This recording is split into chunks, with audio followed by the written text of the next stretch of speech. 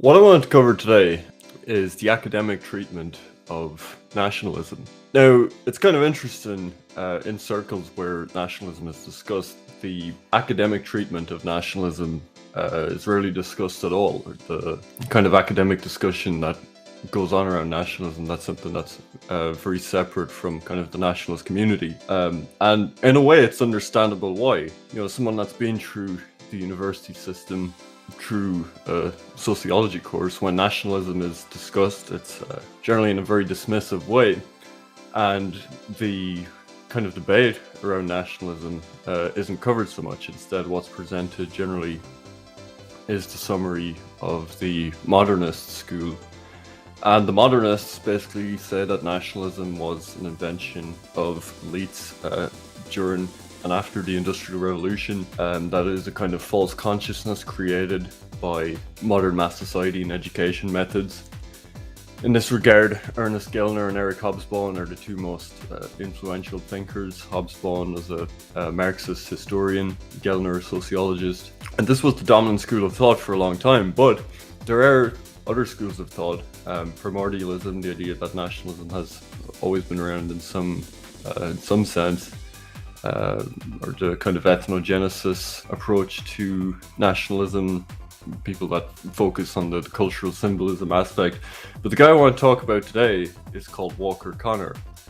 And I think he's a good starting point because Connor's focus in the 70s and 80s, when he wrote most of his essays, was to undo a lot of the misunderstandings that he saw within the academic community about nationalism.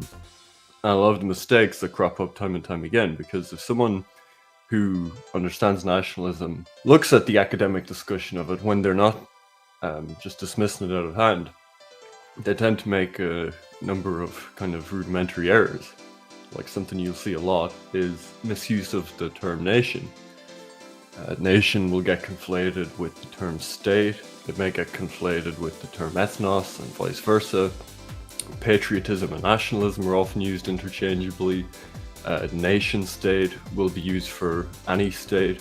So there's all of these terminological issues that is a sign of kind of a deeper misunderstanding of nationalism and the basis for nationalism. So Walker Connor kind of revolutionized academic discussion on nationalism by basically highlighting these errors and putting things in their proper context. And so he became one of the founders of what's called nationalism studies, and it was the work of Walker Connor that really made a lot of academics take nationalism more seriously as a phenomenon and say, okay, maybe this kind of basic Marxist account of things is leaving a lot of stuff out. So in that regard, I think he's interested. Now, maybe some of this will seem very basic to some people, but nevertheless, I think it's a good intro. And where Walker Connor excels really is showing how modern academia misunderstands nationalism so badly, and why is it that they can so readily dismiss this force that seems so powerful and so influential in so many people's lives. So that is Walker Connor. As I say, one of the most influential people when it comes to the discussion of nationalism, and someone who provides kind of a different perspective than is typical. And of course, the first issue, as I said, is the terminological issues. Walker Connor wrote this book, by the way, The Quest for Understanding Ethno-Nationalism. It's a collection of essays and speeches that Walker Connor gave, and really all of his key arguments are in there. So that's where all of the quotes from Walker Connor directly are coming from, or essays that are contained within that. So he says, the error of improperly equating nationalism with loyalty to the state is the consequence of a much broader terminological disease that plagues the study of global politics. It would be difficult to name four words more essential to global politics than our state, nation, nation-state, and nationalism. But despite their centrality, all four terms are shrouded in ambiguity due to their imprecise, inconsistent, and often totally erroneous usage. So, again, you probably can think of plenty of examples of how people use these terms interchangeably in an unhelpful way. But the most obvious one is conflating nation with state. And this is where you get a lot of critiques of nationalism that kind of presuppose some of these terminological confusions. Like people will criticize nationalism on the basis of it being loyalty to a state.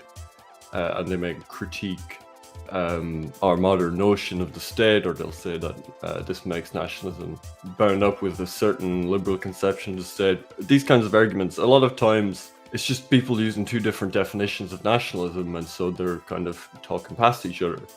But the most obvious one is conflating nation with the state. Now, Walker Connor says that this probably developed because they were alternatively used as just abbreviations for the term nation state.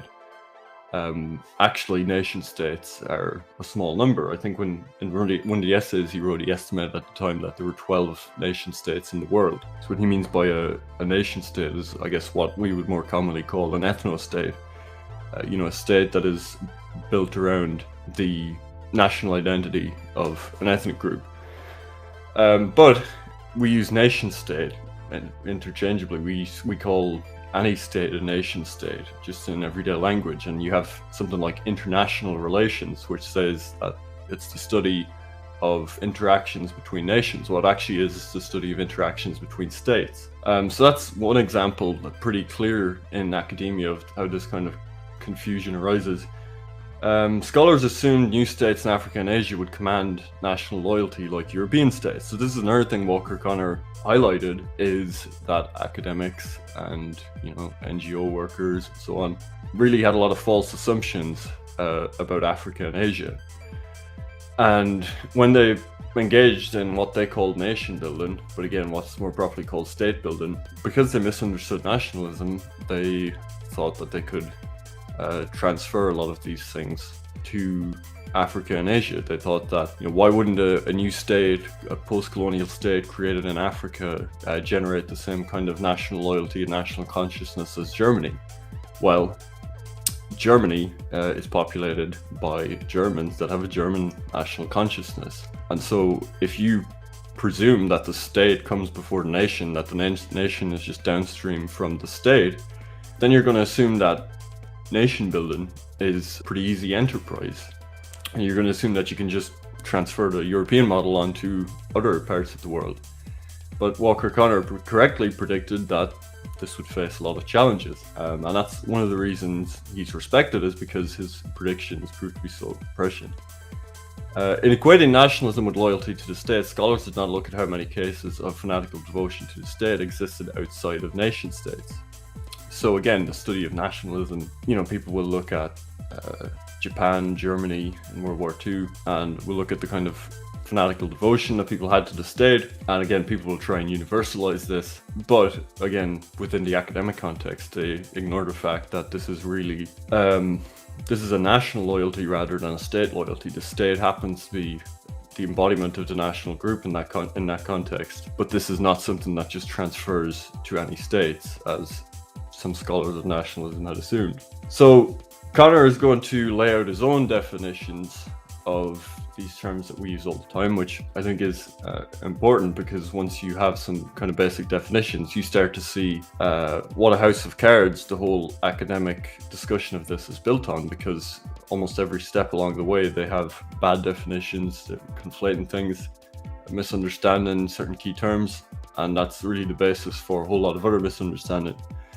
So as far as ethnicity, obviously ethnicity is derived from ethnos, the Greek word for nation, a group characterized by common descent. Consonant with this derivation, there developed a general agreement that an ethnic group referred to a basic human category, i.e. not a subgroup. That's kind of a basic definition of ethnicity, is just a basic human category. You can't kind of subdivide the Pashtuns into a smaller ethnic group. An ethnic group may be readily discerned by an anthropologist or other outside observer, but until the members are themselves aware of the group's uniqueness, it is merely an ethnic group and not a nation. While an ethnic group may therefore be other-defined, the nation must be self-defined. So this explains what's the difference between an ethnicity and a nation. What's the difference between the nation of Ireland and the ethnic group, the Irish people? Because we've already said that the nation of Ireland isn't just a state of Ireland, right? But then if we're kind of bringing it to ethnicity, well, why isn't it just an ethnic group? Well, the ethnic group is something objective. An anthropologist can look and see that this group, the Irish people, exists, but maybe no Irish people have a sense of being Irish. Maybe they identify with their local parish or their religion or something, and they don't consider themselves Irish, hypothetically. Well, they'd still be an ethnic group. They become a nation once they self-define. So you see, the ethnic group is something objective, and this is key. The nation is something that has a subjective element, self-defining. So self-differentiating ethnic groups are nations. And this is Walker Connor's definition. Self-differentiating ethnic groups are in fact nations. Loyalty to the ethnic group should therefore be called nationalism. So as you can see already, this is kind of a radical departure from what we're used to hearing in typical discussions about nationalism. This is important because the fact that he brings in this subjective element is something that's rarely seen in academia around discussions. And so you have endless discussions. I mean, I've been reading books about nationalism in an academic context, and really everyone has their own definition of a nation. I think Joseph Stalin said a definition that the Marxists like to use, so that's about common language and descent. But you read different definitions of nationalism, and some of them include language, some of them don't. Some of them include religion, some of them don't. They've got all of these different objective characteristics, and no one can really see what is the essence. What Walker Connor says. The problem is they're looking for this kind of anthropological, purely objective understanding of a nation, when actually what defines it is the subjective element. It's the fact that, the ethnic group of the Irish people all feel that they're Irish, and they feel that there's this kind of spiritual unity that creates the Irish nation. And this, I think, really explains a lot of the problems in discussing nationalism, is the fact that this subjective element is ignored. And his definition of nationalism is also quite interesting, because he just defines it as loyalty to the ethnic group. Now, this is contentious. I think a lot of people would reject this, because you could say that nationalism, and this is the argument, is bound to a specific state form. Now, when I did a video on nationalism before, this was basically the definition I used. I hadn't encountered or heard of Walker Connor at that point, but this was my own kind of definition of nationalism, is loyalty to the extended ethnic group.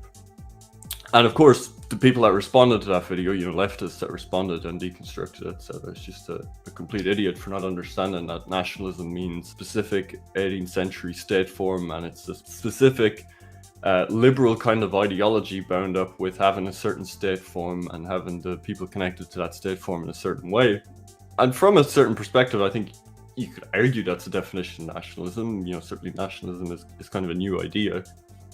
And I think you could say, in a way, you could almost say there's two nationalisms. There is the nationalism as an ism, as a universal ideology that says that people, a nation should be the point of sovereignty. It should be the locus of sovereignty, and that should be the basis of state formation. But I think in terms of how we use the word nationalism more colloquially, there's a lot to be said for Walker Connor's definition, in that, there are advocates for the European group in North America that are not necessarily demanding some ethnically pure nation state, but are simply advocating for their group, and they would kind of universally be termed nationalists, and would probably self-identify as nationalists. So we see that it can be a little ambiguous, again, the connection between nationalism and the state.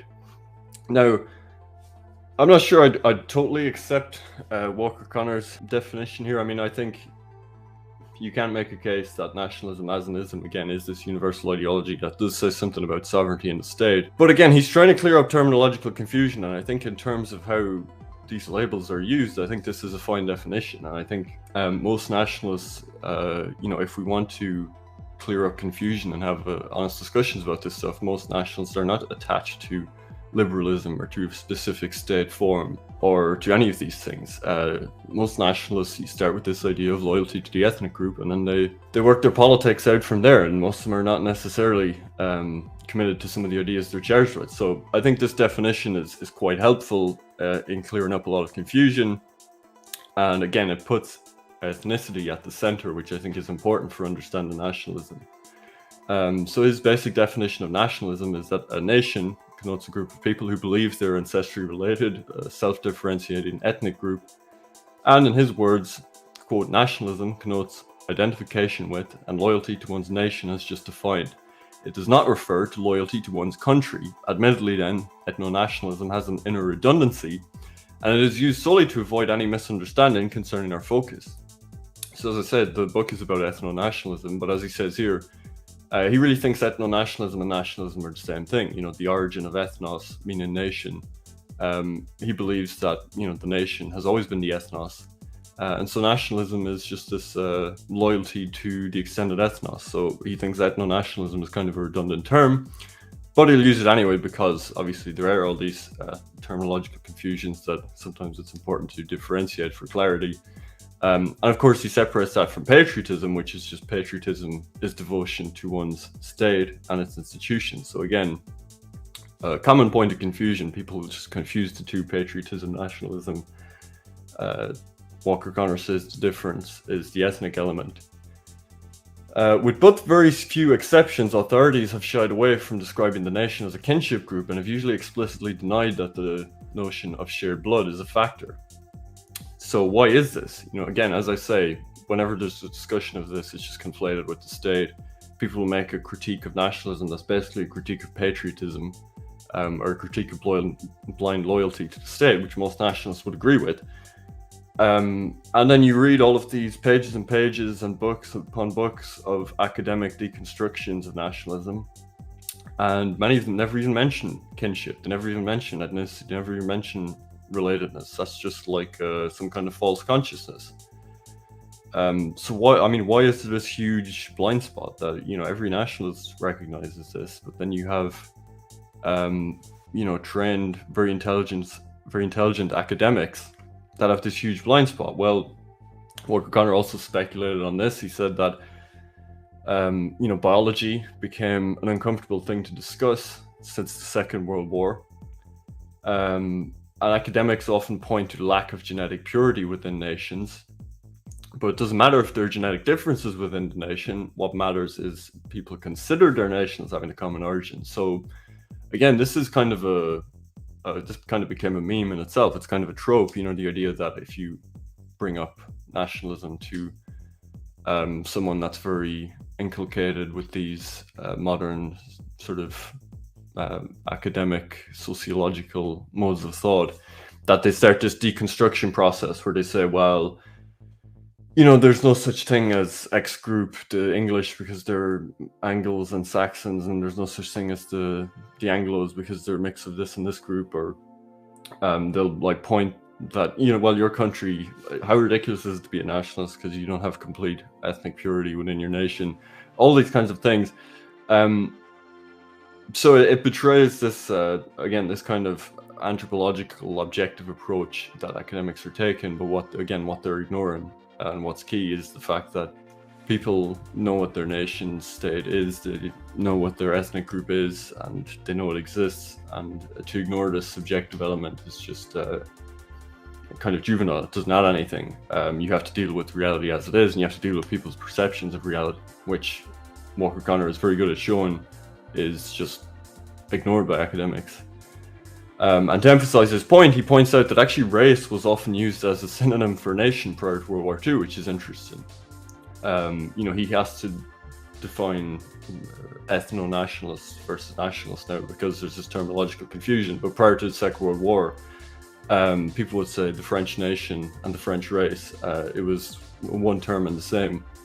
So obviously there's been a huge shift in the latter half of the 20th century. But belief in shared descent is key. A subconscious belief in the group's separate origin and evolution is an important ingredient of national psychology. The anthropologist may prove to his own satisfaction that there are several genetic strains within the Pashtun people. The important fact, however, is that the Pashtuns themselves are convinced that all Pashtuns are evolved from a single source and have remained essentially unadulterated. Sociologists tend to focus on outward and objective elements of nationalism and therefore underestimate the strength of subjective feeling and will inspired by nationalism. So next, Walker Connor, he's going to look at types of states. Again, some of this will be very obvious to people, but this is just kind of clearing the deck and setting the foundation for this kind of larger deconstruction of sociology's approach to this. And again, these are things that sometimes we don't really we use some of these terms without thinking, but Walker Connor believes it's important to give these kinds of clear definitions. Obviously, there are nation states, which, as I said, when he was writing one of these essays, he estimated there was only like a dozen in the world at the time. And again, this conflation of nation and nationalism and ethno-nationalism, we would call these ethno-states. Nation states are those relatively rare situations characterized by an extremely homogeneous population where a nation has its own state. So again, this shows the problem. This shows exactly what he's talking about, that nation becomes equated to state in the academic discussion around this, and then we just use nation state for any state. And then you get a point where nationalists have to say an ethno-nation or an ethno-state to explain this category, which is countries like Iceland, Japan, Poland. You have, of course, multinational states, the first of which is uni-homeland. So he says there are different types of multi-nation states.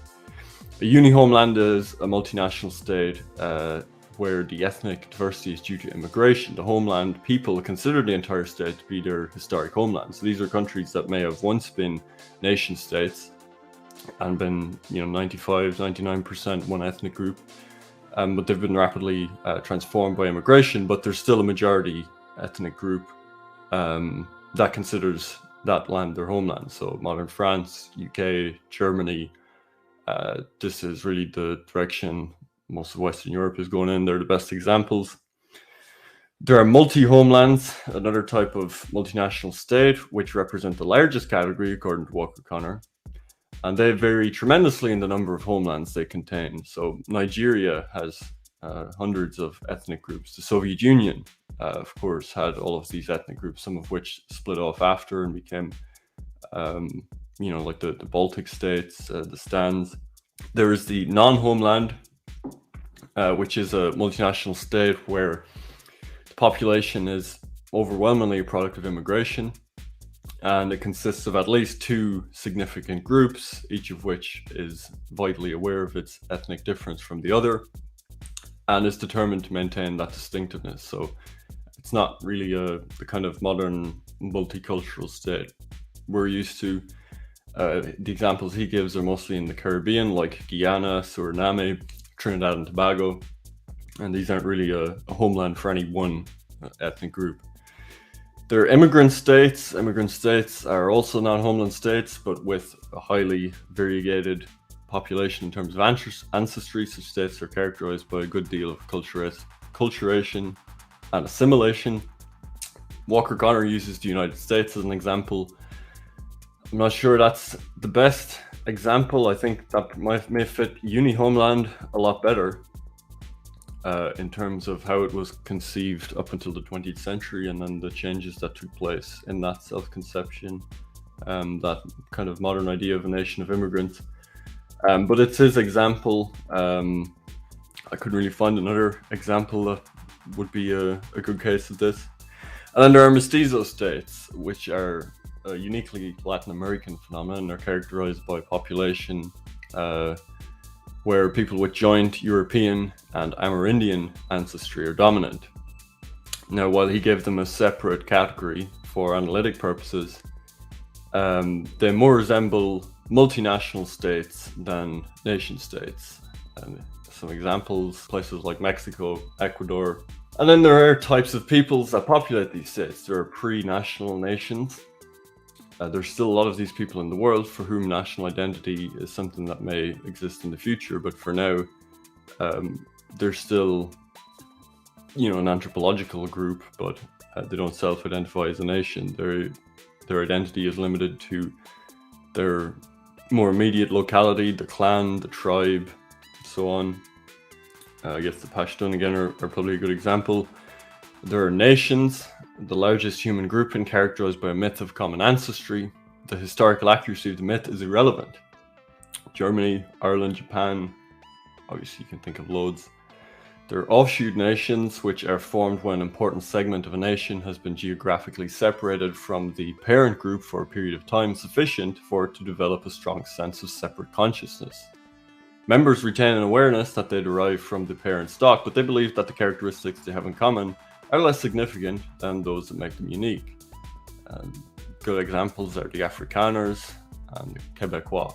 There are diasporas, obviously people living outside their homeland who have not assimilated to the host identity, and members of immigrant societies whose primary sense of loyalty is not to the ethno-nation of their ancestors, but to the immigrant society that they're born in. So now looking at this historically, and obviously we see that there are ethnic groups who are pre-national, which is an interesting term to use. So Walker Connor wants to look at the history of how groups come to be nations, how they come to be national. Because again, he draws some conclusions from this that other academics miss, namely that this process kind of goes one way, it can't really be reversed. The age of nationalism is something that modernists like Gellner and Hobsbawm talk about. And it's often used to say that, show that nationalism is something that's, it has a specific starting point, it's very temporal, it'll probably have an end point, it's contingent, it's bound up with the specific ideology, the specific moment in time, the specific incentives of the elites at the time, and something that will pass. Walker Connor explains that ever since the abstract philosophical notion that the right to rule is vested in the people was first linked in popular fancy to a particular ethnically defined people, a development which first occurred at the time of the French Revolution, the conviction that one's own people should not, by the very nature of things, be ruled by those deemed alien has proved to be a potent challenger to the legitimacy of multinational structures. As a consequence of this wedding of popular sovereignty to ethnicity, marriage that during its history would come to be known as national self-determination, the political legitimacy of any state falling short of actual nation statehood would become suspect to a segment or segments of its population. Since 1789, the dogma that alien rule is illegitimate rule has been infecting ethnically aware peoples in an ever-broadening pattern. Indeed, as far as Europe is concerned, the region's subsequent history has been largely a tale of national liberation movements. So this is key, is the age of nationalism, you can take this kind of Marxian approach and say that it's top-down kind of false consciousness, but really what it is the popularization of the idea of popular sovereignty, because the idea of popular sovereignty was actually around a lot longer than liberalism, and this is where people will deconstruct nationalism kind of from the right and say, well, it's a very liberal idea because this idea of people should rule themselves rather than a foreign monarch or something, that's a very liberal notion. Well, it's not necessarily liberal. I mean, the idea of popular sovereignty as the basis for legitimacy of government was around in scholasticism right back in the 13th, 14th century. What happens with the age of nationalism is this gets popularized, this gets brought to the average person, and it is identified with the nation, with the ethnic group. That is an idea that is far more powerful than other notions of popular sovereignty, is having popular sovereignty on the level of the ethnic group and rejecting alien rule of that group. And this has proved incredibly powerful, and Walker Connor believes that this will not be reversed. Because what happens with nationalism and modernity, you have communications technology, you have education, standardization of education that acts as a catalyst for nationalism, because you have a common school curriculum, you have a common culture being taught to everyone, a common history, and this is what the modernists would very much focus on. This is what the Marxists would very much focus on, is how it's this creation of mass society. But you also have the demonstration effect, which is something they would talk about less. Which is the spread of communications technology spreads the idea of national self-determination as an idea that people fundamentally recognize as moral and good and just, which is, an Indian looking and seeing that there's an Irish independence movement, and the Irish are demanding that they don't want to be ruled by a foreign empire that is not them, that they don't identify with, and an Indian looks at that and says, if them, why not us? That's a kind of a universally powerful idea, and that is something that the modernists, that is something that people that want to dismiss nationalism ignore. They focus on communications technology, education, all the ways that capitalism and modernity creates this, but They ignore the fact that actually that idea is powerful and resonates with most people. And that's not necessarily something that will just be reversed by more changes in technology or more equality or something. So actually, the effect of modernism is catalytic rather than causal. It's not just like, capitalists decided they needed nationalism and then they ceded nationalism and everyone became nationalist. Modernity, of course, spread nationalism an awful lot. Of course, the development of industry and communications technology had a huge effect on all of this. But, the basis for this stuff was already there, very deep in people. These are very deep roots. And, it's catalytic in the sense that it allows the spread of that idea. But the basis for nationhood in these ethnic groups was already there. So this obviously is a kind of critique of economic reductionism, which again is something that you find in academia a lot. Marxist sociological theories too often try to reduce nationalism to economic factors. But many times, nationalism emerges in more economically comfortable areas. And economic development actually tends to bring a greater awareness of ethnic identity. Now, there are examples where nationalism grows in regions that are poorer than the majority group, where the nationalism grows in a region where an ethnic group is richer than the majority group, or where they're more or less equal. And Walker Connor gives examples of all of these. Flanders and Slovakia each received a disproportionately large share of the country's investments during the 1950s and 60s, yet in each case the resulting rapid closing of the economic gap between the two principal ethno-national groups was accompanied by increased demands for autonomy. The thesis that ethno-nationalism is tied to the process of change is questioned by ethno-national historians among a multitude of third world peoples whose economic situation would be better described as stagnant rather than fluid. Also, the Basques in Spain and the Croats and Slovenes in Yugoslavia were actually better off economically than the rest of the country, yet they all manifested ethno-nationalist sentiment as well. So he goes through example after example. You can't, again, this is the tendency of the sociologists, is to just be above this all with an economic explanation that explains away all of these social factors. But as he shows, there's just so many cases where the group that develops an identity is poorer, there's cases where they're richer, there's cases where they're the same, that there's no common economic pattern that you can find to describe this. So like a purely Marxian explanation of this just isn't good enough. And what's ignored is the latent power of ethno-nationalism. Appealing to ethno-national sentiment was a key to the appeal and resulting success of the communist movements of the USSR, China, Vietnam, and Yugoslavia.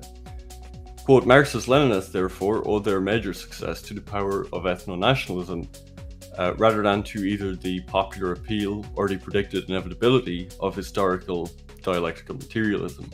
It is indeed a powerful testament to the primacy of ethno-national over economic motivation that a school predicated upon economic determinism should turn to ethno-nationalism to propel them into power. And this is an interesting point, is the Marxist movements that were popular in the 20th century that drew popular support, like China, like Vietnam, many times this was in the context of post-colonial movements where the leaders were people educated in the West, and Marxism was really, was the popular anti-colonial ideology of the time. So it was a way for them to give an ideological underpinning to their nationalism. But really, I think there's a quote from Ho Chi Minh where he said he's a nationalist first before anything else. And this is a common thing with some of these kind of post-colonial Marxist movements, is you find the leaders a lot of times are just nationalists that have a very poor understanding of Marxism, if at all.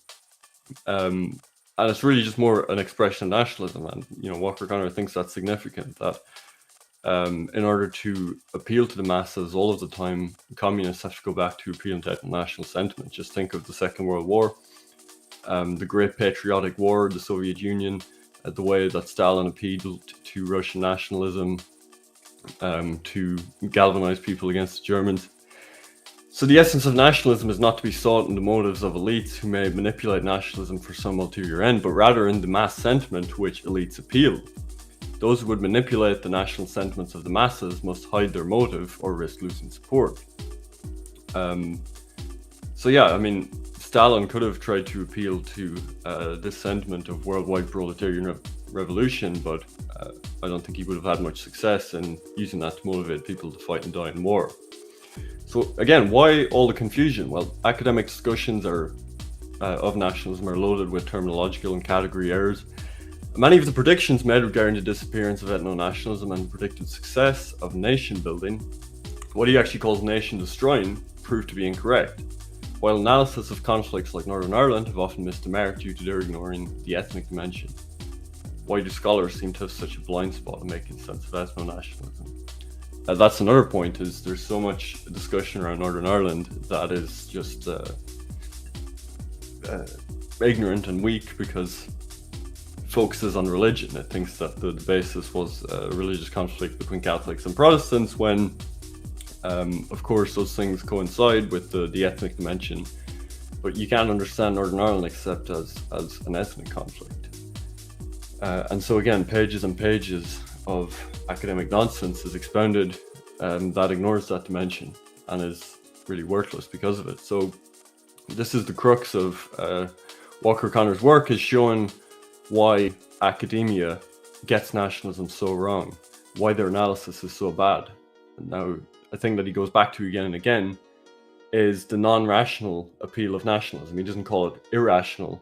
It's not irrational necessarily, but it's certainly irrational or non-rational. One of the main reasons sociologists have failed to satisfactorily account for nationalism is their tendency to ignore subjective feelings associated with nationalism and focus on its outward manifestations. So we kind of discussed this earlier, the non-rational, the emotional, the spiritual nature of nationalism. He says it might well be asked why scholars have been so slow to discover what the masses have felt and what political leaders have recognized. There are several possible answers, including 1, the intellectual discomfort with the non-rational, and 2, the search for quantifiable and therefore tangible explanations. But another factor has been the propensity to ignore the vital distinction between fact and perceptions of fact. So, again, this point that an academic can say, well, these nationalists think that this group exists, but they don't realize that 2% of the group is this other group. But that's irrelevant because, what matters is that they feel that the group exists, and that's why there's a nationalism, that's why there's a nation. But they will say, well, they're incorrect or they have the wrong perception, therefore this can be left out of our analysis. But again, what matters in all of this is the self-perception. It is the self-defining nature, the spiritual nature of nationalism. And ignoring nationalists' own texts is a problem in this, because if they read someone like Porrick Piers or other nationalist leaders and they actually just took them seriously, they'd have a better understanding of what nationalism is, what nationalists feel nationalism is. But they dismiss that as propaganda, irrelevant. Those people aren't academics, they can't contribute anything. And again, because of it, they come to a bad understanding of what nationalism is and why it motivates people. Sociologists of nationalism too often ignore the writings and speeches of nationalist leaders and theorists. So I think there's about a dozen of these, but this is kind of the list that Walker Connor draws up of the problems that plague academic discussion of nationalism. The first is the confusing interutilization of the terms nation and state. Now, of course, I discussed this at the start. As mentioned, Connor railed against the imprecision of the academic community and using imprecise use of the terms nation and state. And he believed that, as I say, it was shorthand for the term nation state originally. But Connor says, a common pitfall of scholarship has been to equate the resulting emotional attachment to a nation state with loyalty to the state alone. Study of nationalism in the late 20th century has been heavily influenced by the experiences of Germany and Japan, perceived as illustrations of the extreme dedication that nationalism is able to provoke. The implication is that other states have the potential for evoking the same type of mass response, though it is to be hoped in a less fanatical form. Largely ignored is the fact that these two states are among the very few that are ethnically homogeneous. So another way this problem has translated is the adoption of the phrase nation building, international relations, all these things I mentioned, which of course he says that it's a nation destroying enterprise, what's really state building. Number two, a misunderstanding of the nature of ethnic nationalism and a tendency to underrate its emotional power. And the result of this is a perception of ethnically inspired dissonance as predicated upon language, religion, customs, economic inequality, or some other tangible phenomenon, and propter hoc, a failure to probe and appreciate the true nature and power of ethnic feeling. So again, this is something I just touched on, the fact that they ignored the writings of nationalists themselves, that sociologists are always trying to find some objective measure, some perfect definition that has exactly the right amount of objective factors. And Connor's work is unique for stressing that the essence of the nation is intangible and emotional, and it's about one's self-view of one's own group rather than any tangible characteristics. And as mentioned, he uses the example of Northern Ireland, where it was viewed as primarily either a religious conflict or a civil rights conflict, when what really motivated its participants, what it was in essence, was a struggle predicated upon fundamental differences in national identity. Thirdly, there's an unwarranted exaggeration of the influence of materialism upon human affairs. So this is common across all of academia, really, as it concerns the social sciences. Within academia, it was generally assumed that an ethnic minority will not secede from a state if its living standards are improving.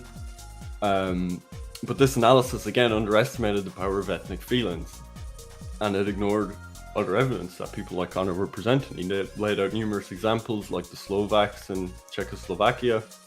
But again, he was largely ignored by the academic community. But we saw then in the 1990s with the Slovenes, the Croats in Yugoslavia seeking independence that, economic deprivation is not really the cause here. There's something else going on.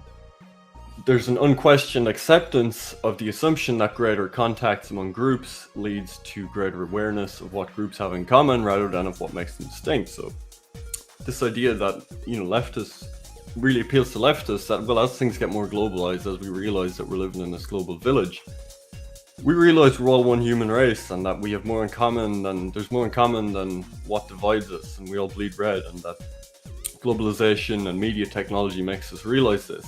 And so there's this optimism that the more interconnection between groups you have, the more nationalism just goes away. But the context created by modernity has actually had the opposite effect. In Connor's words, quote, the conception of being unique or different requires a referent. That is, the idea of us requires them. Yeah, communications technology, you can see that we all share a planet and we have common environmental concerns and so on. But you also now, instead of just realizing that your immediate community exists and the people that you see at church, whatever, now you realize that there's actually people that look and sound and speak like you in this larger area. But then you're surrounded by 4 or 5 other groups that speak different languages and that look different and that have a different religion and so on. So, media technology, like, yes, communications make us more interconnected, but they also make us more aware of difference and more aware of our identity within that difference. And Connor believed that on the balance of evidence, it was more likely that increasing awareness of other groups would lead to more ethnic consciousness rather than less. So he goes against the academic consensus and saying actually globalization, the development of technology, it's just going to create more nationalisms. It's not going to give people a global consciousness. This process of popular sovereignty going to the level of the nation, this process of ethnic groups self-defining as nations, you can't really stop it once it begins because the idea is so powerful and because it's there latent in technology that you'll give people the means for this. So fifthly, there is improper analogizing from the experience of the United States. Now, as I said earlier, he considered the United States kind of a immigrant nation. And within academia, he said that many people would point to the assimilation of disparate ethnic groups in the US and assume that the same process can and will be repeated elsewhere. But as Connor pointed out, what differentiated the process of assimilation in the United States was the impetus for assimilation had come principally from the unassimilated, not the dominant group. So again, people will say, well, the Irish, the Italians used to be considered this alien group in the United States, or the Jews, and then they integrated so well, no one knows the difference now. Well, Connor's point is that, yeah, but the immigrants wanted to assimilate into this immigrant identity. I think there's another factor that he left out, which, academics themselves, even if they're pushing back against consensus, can only go so far. But those were European ethnic groups, so there was already quite a level of similarity there. That is maybe enough that could dissipate over 2 or 3 generations. But again, he leaves out a discussion of kind of any of the biological aspects. But as groups get further away from each other in relatedness, I think you can argue that that's just less likely. So that's another reason why analogizing from the United States is a poor example. But his example, I guess, is also a factor, though I'd argue it's less than the one I'm bringing up, which is far more important. But needless to say, the situation of the US is quite different from any other state. And there is improper analogizing from the fact that increases in communications and transportation help to dissolve cultural distinctions among regions within what is fundamentally a one-culture state, to the conclusion that the same process will occur in situations involving 2 or more distinct cultures. So there would be the presumption that the weighing of significant regional identities in an ethnically homogeneous state such as Germany has precedent for multinational states. Connor warns that while increased contacts tend to have one impact in a one culture situation, they have very different impact in a multicultural area. And if one is dealing with distinct and self-differentiating cultural groups, then increased contacts tends to produce disharmony rather than harmony. So again, kind of a point touched on earlier, but more communications technology, making the world a smaller place. Yes, this may remove differences within somewhere like Germany. It may get rid of regional differences, but once you have different groups that consider themselves different groups, it's a very different story. Next, there's the assumption that assimilation is a one-directional process. Any evidence of a move towards assimilation is viewed as an irreversible gain and a basis for optimistic forecasts. I can think of Yugoslavia. I've read stuff about Yugoslavia from the 1980s where, socialists see this as a great example of, ethnic division disappearing and kind of a larger identity being created. But of course, you look at the 1990s, how quickly that reversed in the opposite direction. And Connor himself uses the example of the sudden upsurge in Scottish and Welsh nationalism during the 1960s to show that actually, as long as there's some glimmer of a separate ethnic identity, assimilation can always be reversed. And again, probably because wishful thinking, they wanted to be otherwise, academics ignore that. Next, there's the interpretation of the absence of ethnic strife as evidence of the presence of a single nation. There's an outgrowth of this tendency to see the absence of conflict as the sign of a single nation state. Outbreaks of ethnic nationalism are treated as aberrations, and they're explained on this ad hoc basis. Connor says, quote, "An outbreak of ethnic hostilities in Malaysia, Jamaica, Burundi, Spain, or in Canada is viewed as an isolated phenomenon, soon forgotten by most outside observers after a far more peaceful relationship has been reinstituted. The ubiquity and significance of ethnic nationalism are therefore not fully appreciated." I think this is a very good point as well. Or you have the case of Myanmar in the last couple of years where ethnic strife broke out. And again, it's an aberration. It's human rights abuses. It's, some cynical leader has done this, or it's complicated. There's all these religious factors. But really, we're seeing outbreaks of ethnic tension all the time. And Connor's point is that very rarely do academics look at this and say, well, we've had it in this country, keeps happening. Maybe there's a basis for this. Maybe it isn't just elite manipulation. And something that largely gets ignored because of, I guess, wishful thinking. Next, improper regard for the factor of chronological time and intervening events when analogizing from assimilationist experiences prior to the age of nationalism. So examples of assimilation prior to the 19th century are used as evidence that ethnic identity is a thoroughly fluid phenomenon. Again, it's the very thing I've encountered when people argue against nationalism. Although opponents of nationalism will often trot out examples of ethnic groups that existed prior to modern nation states and assimilated into a larger group, no examples of significant assimilation are offered which have taken place since the age of nationalism and since the propagation of that principle of self-determination of nations. So as mentioned, Connor believes that modern communications augment rather than destroy ethnic consciousness. And again, he used the example of the person that kind of deconstructs any group identities. They say, well, this group existed, and then they mix with this group, and then they mix with this group, and the English, the Irish are this mix of all these different ethnic groups that we're happy to mix with other groups and adopt a new identity. Well, problem is almost all of these happened before the age of nationalism. So saying that, well, the same thing will happen to the English, the French, the Irish. Actually, there's no historical argument for that. People are using arguments from before the age of nationalism, when people had before groups had any kind of national self-consciousness, to say that now countries or groups that have national self-consciousness would easily go through the same process. To quote Connor, he says, by and large, those peoples who prior to the 19th century were seduced by the blandishments of another culture, those who became them, were not aware of belonging to a separate culture group with its own proud traditions and myths. There was no keen competition for group allegiance. By contrast, people today are everywhere much more apt to be cognizant of their membership in a group with its own mythical genesis, its own customs and beliefs, and perhaps its own language, which in toto differentiate the group from all others.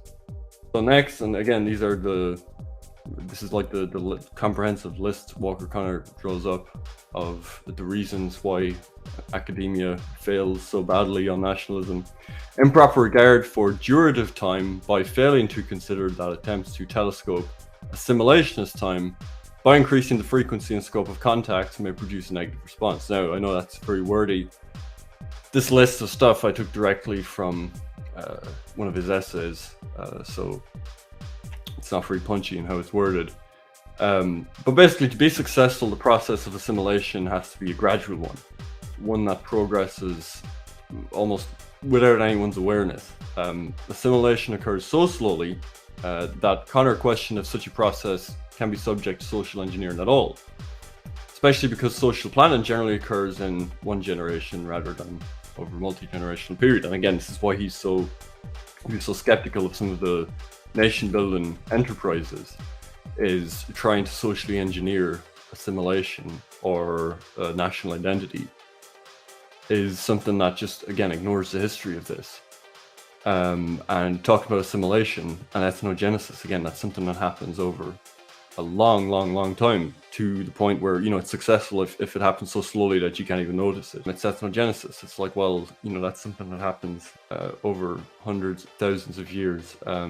One kind of socially engineered mass in a generation and kind of a education project. That's not an ethnogenesis. Next, there's confusing symptoms with causes. So Connor believed that most of the literature on political integration was overly optimistic. When newly formed states proved less cohesive than the theorists had predicted, the explanations offered tended to confuse some of the symptoms associated with political decay as its primary cause. So, an attempt at one of these multinational states break down, and they say, well, they'll find one factor like corruption and say it was corruption, or some other example. But Connor reminds us that the prime cause of political disunity is the absence of a single psychological focus shared by all segments of the population. And again, we see that the tendency to ignore the subjective aspect of national unity is, again, a blind spot for academics. And that, it's not something that an NGO or a social planner can create, is that sort of spiritual unity of the nation that exists in the minds of, Irish people in the early 20th century. So they ignore that at their peril. And then, of course, there is just the predispositions of the analyst. Despite the many theoretical issues associated with scholarship on nationalism, the biggest stumbling block remains that most scholars who analyze it are just predisposed to try and deconstruct and explain it away. To quote Connor, given the multitude of overt manifestations of ethnic nationalism throughout Africa and Asia, as well as elsewhere, it's difficult to reconcile its total absence or cursory treatment in so many studies on development. Now, again, like I said, this is something that I encountered myself, is the way that this is just waved away in academia, the way that it's just explained away, the way that intellectuals want to have like an economic reductionist or an elitist theory that just says that, well, this was invented in this year, and the poor plebs believed it in this year to this year, and there's some silly people out there that still believe it, but we, the intellectuals, we the academics, can see that this is false consciousness. And of course, academics tend to be more cosmopolitan types. Obviously, they're wealthier, more educated people tend to be more cosmopolitan, less tribal, may consider themselves more citizens of the world. So it makes sense that they would want to reject nationalism. And someone like Eric Hobsbawm, again, the modernist school is heavily Marxist in terms of the people that are the key theorists in it. And I think there's good evidence from other historians that Eric Hobsbawm, the Marxist academic, that he ignores a lot of history that would contradict his thesis on nationalism, that he's very biased in one direction. And I think that's true for a lot of the modernist theorists. Connor questioned if academics did not want to treat nationalism as a serious force because they feared giving legitimacy to ethno-national movements they oppose, and saw this as leading to violence. And again, there's no doubt, just looking at the modernist school, the heavily influenced from Marxism. To quote Connor again, ethnic nationalism poses a severe paradox to such scholars, meaning ones that are focused on economic reductionism, since it posits that the vertical compartments that divide humanity into Englishmen, Germans, Ibos, Malays, and the like constitute more potent foci of identity and loyalty than do the horizontal compartments known as classes. And this is key. This is really key to understanding the academic blind spot, is to affirm nationalism as real in the way that Walker Connor does. Not even to say that it's a good thing or to say that you're a nationalist, but just to say that it has the kind of foundation that Walker Connor says it does. It poses a lot of challenges to the typical liberal in academia, to their typical framework, because again, the idea that someone's identity as an Englishman or a German or a Malay, that's always going to be more powerful, and that can be more a basis for like popular sovereignty, state legitimacy, feelings of loyalty and kinship, that's always going to be more a sense of those things than someone's class identity, someone's political beliefs, the kind of things that academics value, the kind of things that academics use to analyze the world. You can see why they would reject that. Again, you can see this kind of cosmopolitan bent that would, idealistic streak maybe, that would make them want to avoid that conclusion at all costs. But Walker Connor is, again, he's good because he doesn't speculate too much on like exactly what's motivating these people, but he does show that clearly the whole discussion of this has deep-rooted biases and issues that really you just, I guess I don't know a whole lot of other academic areas, but it seems rare that you find an academic area where there's so much nonsense and such a bad understanding of some basic concepts and such willful ignorance on some issues. Now, Connor himself, I don't agree with his whole worldview, and one of the things I really don't agree with him on is he is himself he is a modernist. Obviously, he's very different from the other modernists in saying that nationalism isn't going to go away, and that globalization is going to kind of permanently lead to this process of nation formation. But he does share with the modernists the idea that the nation is still very new. So now, of course, he says it has this more primordial foundation in the ethnic group. But remember the definition of the nation of a self-identified ethnic group, or self-differentiating ethnic group. It's really when the ethnic group becomes politicized and gets a conception of itself. And he says that prior to the late 19th century, it should be, any claims of a nation existence should be treated cautiously. So he thinks that the technological innovations and self-conception of things that create nationalism, that it really only becomes a force in the 19th century. and it will be a force in the future. And again, that's where he disagrees with the modernists. He doesn't see it going away. He doesn't see it just as an economic creation. But he does say that really this formation doesn't happen until the 19th century. Now, I'm not going to cover like a whole response to that in this video, because obviously it needs more than a sentence or two to deconstruct that. I mean, he's a great scholar of nationalism. Obviously, there's a case to be made for that, given that he believes it. But I think there's a lot of evidence to the contrary. You can look at a book, which I may cover in a similar way to this, that I just read, called The Construction of Nationhood by a historian called Adrian Hastings. And he looks at nationalism as something that really grew up in the medieval period. And he sees medieval England, Scotland as prime examples of nationalism. 14th century Serbia with the famous battle they had against the Turks and the kind of national hero and the national consciousness that developed out of that. You can argue that 14th century Serbia was a nation before the age of nationalism. But again, that's really probably deserves a video of its own. But needless to say, I think if you look at someone like Adrian Hastings' work, some other historians that have covered this, they tend to be medieval historians. Someone like Hastings, and they tend to be very critical of someone like Hobsbawm for glossing over the medieval period.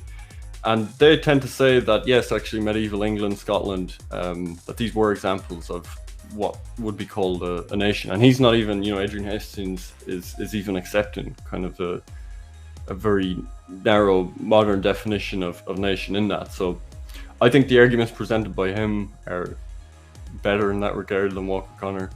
So I don't accept Connor's kind of modernism on this, but the rest of it I think is very useful in understanding nationalism.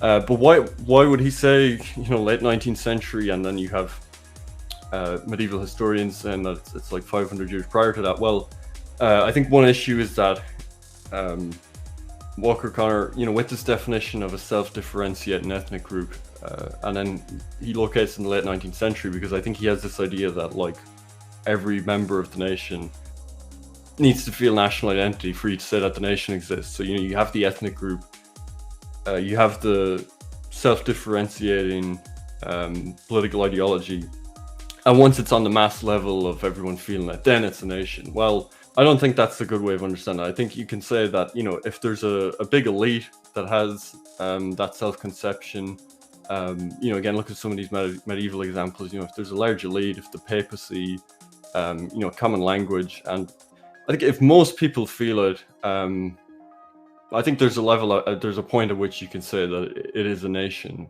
where not necessarily, of course, every peasant and commoner is waving the flag of their country, but I think Connor is a bit too narrow in that.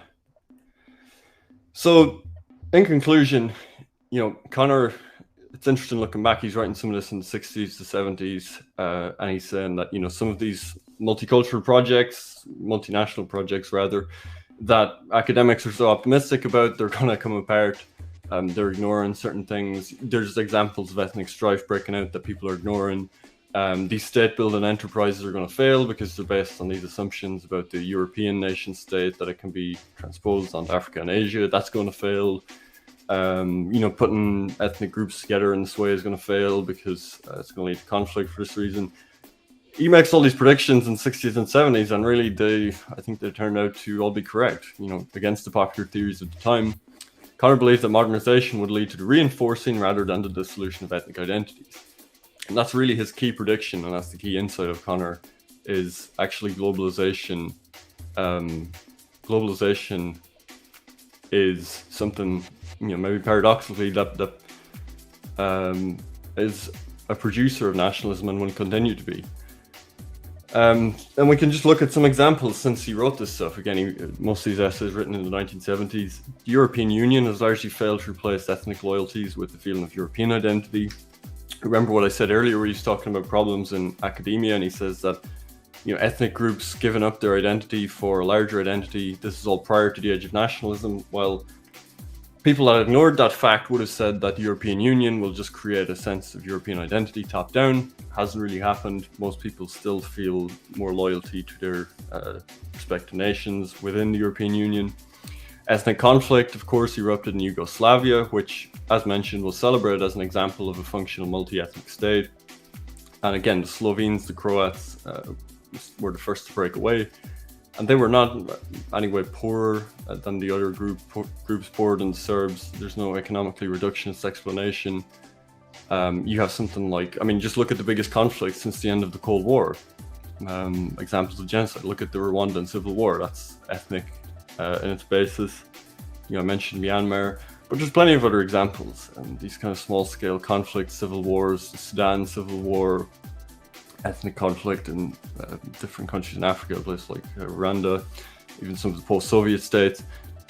So, again, we see that this basis for identity is a common source of political conflict, and it's not just going away with modernity.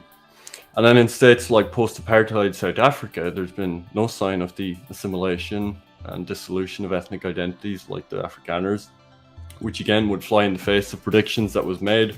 When apartheid ended in South Africa, some of the optimistic predictions about assimilation and nation building, what Walker Connor calls nation destroying, in the Middle East and Africa has largely failed. Ethnic conflict emerging in states intended to follow the Western model, and new nations like South Sudan have emerged. And again, this is a constant problem for planners in the US and so on that have gone into some of these nations in the Middle East and tried to build a modern liberal democracy, and ethnic conflict and Sunnis and Shiites and smaller ethnic conflicts just kind of pop up again and again, and the attempt to just overcome that and create these post-national states has failed, while at the same time socialist states like China have begun to appeal more to national pride to maintain cohesion. And some of those states that, as I said, appealed to Marxism in the 20th century and their post-colonial kind of struggles, as time has gone on, they've moved more and more towards nationalism as a basis for state cohesion. North Korea is an example, China is an example, as I've covered before on this channel, where they are adopting a more Han Chinese nationalism, myth of shared descent, propaganda related to pride in being Chinese. So again, we see the power of this force is not waning going into the 20th century, and the next great power is appealing to all of these things still. They're not just going away. They're not going back to appealing to worldwide proletarian revolution or something. So we see how powerful these ideas are. And race and ethnicity, of course, emerged as a source of conflict and division in what was supposed to be the textbook case of an immigrant society, the US. Would anyone say that racial differences are just disappearing in somewhere like the US, that it's everyone's adopting the civic consciousness? I don't think so. I think it's going the opposite way. So I guess the final conclusion from all of that would be the endurance of nationalism, and this is something that academics and critics would ignore at their peril. As Walker Connor predicted, nationalism continues to be a powerful force. Contrary to the predictions of some modernist theorists, it shows no sign of disappearing in an increasingly globalized world. And that's really the key conclusion, I think, to be drawn from Walker Connor, is these things have deep roots. They're not just economic. That can't be easily explained away by some of the modernists theorizing on them, and that it would be very dangerous, as we've seen with all the examples of ethnic conflicts and failure to assimilate. It would be very dangerous to ignore the kind of truths that he expressed about, the fact about assimilation, it not happening after the age of nationalism, the failure of state building, and so on. It's a recipe for disaster to ignore these things.